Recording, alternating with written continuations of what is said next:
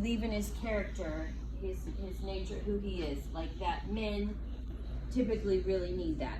And that women need safety and security. So he can sow that. Well, then I got a really interesting question afterwards, which is what we're going to talk about right now. It's too bad that the people that ask the questions aren't here, but maybe they'll watch later. So the question was, what do you mean by believing in him? And I was like, well, I don't know. I mean, like, just believe in who he is. Believing in your husband, you said? Yeah, like, believe in who he is. Believe in his character. What does he want to do? And she was like, you mean, like, his dreams? And I was like, oh, I mean, okay. And she's like, well, what about your dreams? Do they just, you have to let them die? Because you're a wife. Like Debbie Downer. You know? And so I was like, well, no, because this is not the right context of what I'm talking about. So we're going to address that just briefly today. So here's the deal. Everything I say in family life class is in the context of that you both want to leave your life and serve Jesus, okay?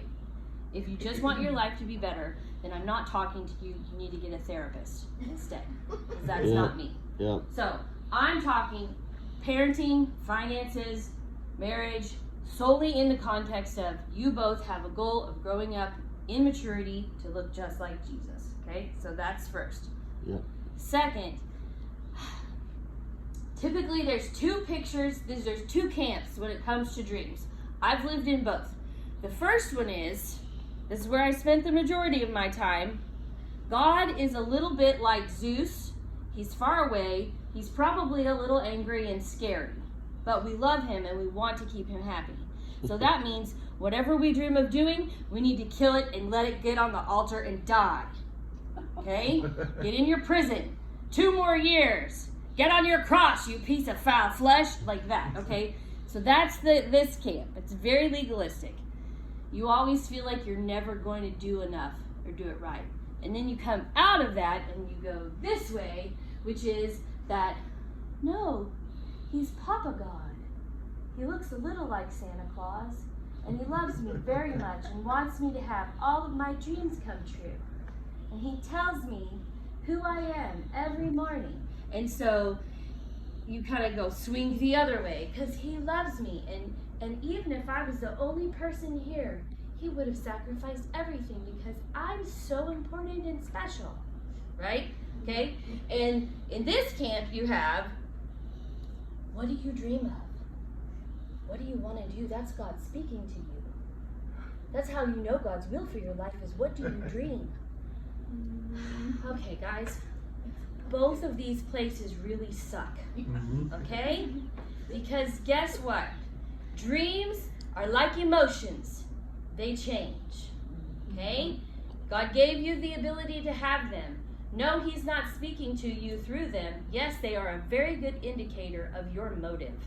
Yep, that's it. And your agenda in your heart. Yep. And that maybe there's an issue, maybe there's not an issue, okay? So, what if I'm just going to bear one of my dreams that's never going to come true, and it's okay. I really, really think it would be awesome to have a buffalo ranch. I've always wanted to have a buffalo ranch, like 100 acres filled with buffalo, and I can ride around on my horse on my buffalo ranch. What kind of horse? A Clydesdale. Okay? That's a stupid dream, guys. That's a really stupid dream.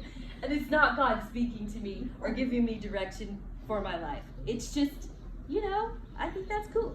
Okay? So, when she asked me that question, the scenario that I'm getting from most Christian women is, I'm the wife, I'm the helper, I'm secondary.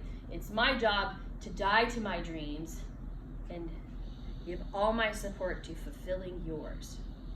But the truth is, I got one dream that's real. That is that I grow up into what? The measure of the stature of the fullness of Jesus. And I do what in that state? Govern the hell out of earth. So whatever that looks like is totally fine with me. Yep. Whatever that looks like is totally fine with him. And if we have that same dream, then nobody's having to die to their dream and live for theirs. Because you know what? If I have to die to my Buffalo Ranch dream and only live my life to serve Clint's dream of, I don't know, what would Equally self-centered interests. Yes, of an equally self-centered interest, then I'm a loser. He's the winner and I'm the loser. And guess what? He has a loser for a wife. That's just no way to live. Okay? So, when I talk about believing in your spouse, sowing and reaping, championing your husband, or your husband offering you safety and security, I am talking about it in the context of you are both laying down your life, you are rejecting and disowning your own self-interest, and you are living to destroy the works of darkness on this earth, and whatever that looks like, wherever that is, it's fine. Like literally, we can do that here. We could do that at the beach. That would be kind of cool, actually. I think we could do that in the mountains. We could do that in Europe. We could do that in North Korea, probably from jail, because that's what happens when you do that in North Korea. Like, you got to think about things with wisdom and, like, you know. Are you willing to go to jail? Are you willing to go to jail in North Korea for the gospel? If so, go for it. If not, then go to Switzerland, you know? Right? Does this make sense? Okay. Yeah. So, the way that you dream together. So now that I've said all of that, the way that you dream together is to dream together. I had all kinds of dreams before we got married. I had all kinds of dreams when our kids were little. I had all kinds of dreams before I started perimenopause. Clint had all kinds of dreams, you know, here, there, and everywhere. But what is the thing that we're going to do?